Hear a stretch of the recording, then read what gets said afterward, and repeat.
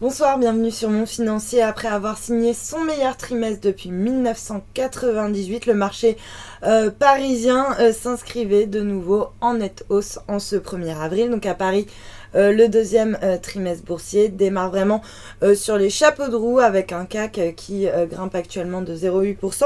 On est autour des 5074 points. À noter que le marché a signé quand même un nouveau record sur 52 semaines avec un nouveau test à 5110 points. Les sommets de mai 2008 qui ont été dépassés, une tendance vraiment haussière qui a été soutenue notamment par les bonnes nouvelles sur le front économique, notamment en zone euro, comme en témoigne la remontée des PMI manufacturiers qui se retrouvent au plus haut depuis 10 mois. En revanche, les statistiques américaines, elles, ont un petit peu déçu les investisseurs, notamment sur le front de l'emploi, puisque l'enquête ADP a dévoilé seulement 189 000 créations de postes au mois de mars, alors que le marché attendait au moins 225 000 créations. On a eu également d'autres statistiques un petit peu décevantes, ce qui a pesé à Wall Street et forcément sur la tendance européenne. Du côté des valeurs maintenant, le secteur bancaire était particulièrement bien orienté aujourd'hui avec Crédit Agricole en tête qui bondit de plus de 3%, suivi de AXA qui s'adjuge 1,8% ou encore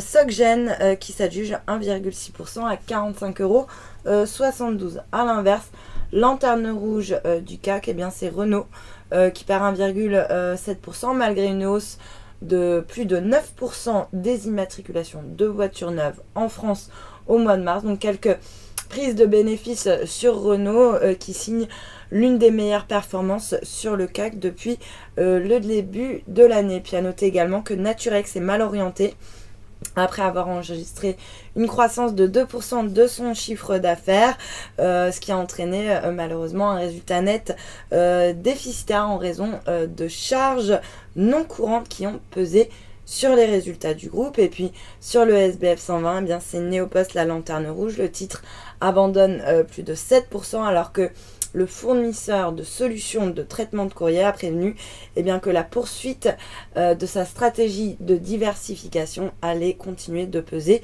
sur sa rentabilité. Puis sur le marché d'échange, l'euro lui grappille 0,27% par rapport au dollar. On est autour des 1,077. Le billet vert lui perd 0,35% face à la devise japonaise pour s'échanger autour des 119,60 yens. Et puis pour terminer, l'once d'or qui elle en revanche rebondit largement au-dessus des 1200 $, aidé donc par des statistiques américaines assez décevantes qui laissent augurer pourquoi pas d'un léger ralentissement de la croissance aux États-Unis, ce qui pourrait inciter la Fed à se montrer un petit peu plus patiente avant de relever ses taux, de quoi donc faire bondir l'or. Voilà pour la clôture des marchés. Passez une excellente soirée, à demain.